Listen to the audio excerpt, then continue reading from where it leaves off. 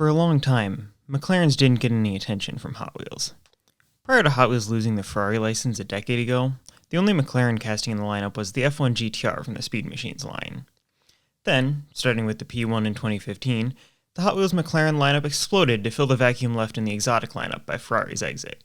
Since then, we've seen everything from a fairly standard 720S to crazy hypercars like the Senna and Elva, legends like the F1, and modified machines like the new Liberty Walk 720S. While McLaren has also grown significantly as a company during the last 10 years, I believe their massive presence in the current Hot Wheels lineup is made possible partly by the lack of Ferrari castings. Prior to McLaren's proliferation across the Hot Wheels lineup, Ferrari was the exotic car maker of choice for Hot Wheels. Sure, Lamborghini had a presence too, and there's plenty of great Lamborghini castings from that period, but Lamborghinis were nowhere near as prolific as Ferraris. Ferrari had everything from entry-level models like the Californian FF, to crazy hypercars like the Enzo and LaFerrari, to legends like the FXX and 599XX. Sound familiar? With Ferrari's return to Hot Wheels in 2025 and no less than 9 castings already announced, it's going to be interesting to see how McLaren's place in the Hot Wheels lineup changes in the coming years. In my perfect world, I'd like to see the proportion of exotic castings in the lineup simply expand to accommodate the new Ferraris, but that feels unlikely to me. I suspect we will see fewer new McLaren castings going forward, and Ferrari taking back much more of that space that they previously ceded to McLaren a decade ago. That's a shame, because we've seen some truly excellent McLaren castings over the last few years, and this new W1 continues that tradition. Granted, it's hard to truly judge this casting's accuracy, given that we've seen so little of the real W1 so far, but I think Ron, Hot Wheels Premium's current lead designer, did an admirable job creating a $1 replica of such a complicated car design.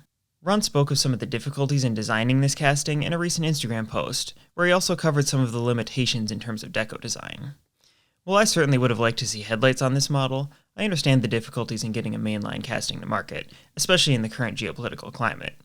I hope Ron is successful in bringing this casting to premium someday, because premium versions of castings like the Senna, where they receive full headlight detailing, are by far the best. Credit must also be given to Hot Wheels for getting this car to market so quickly.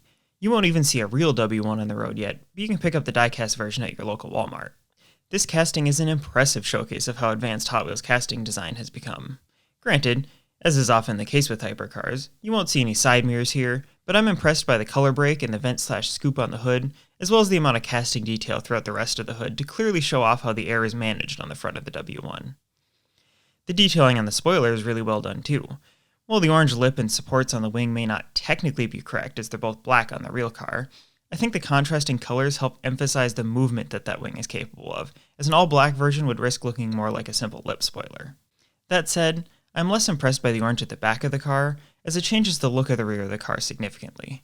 Hopefully, we'll see a premium version that has full printed detailing back here, but for now, I appreciate this truly massive rear diffuser on the back of the W1.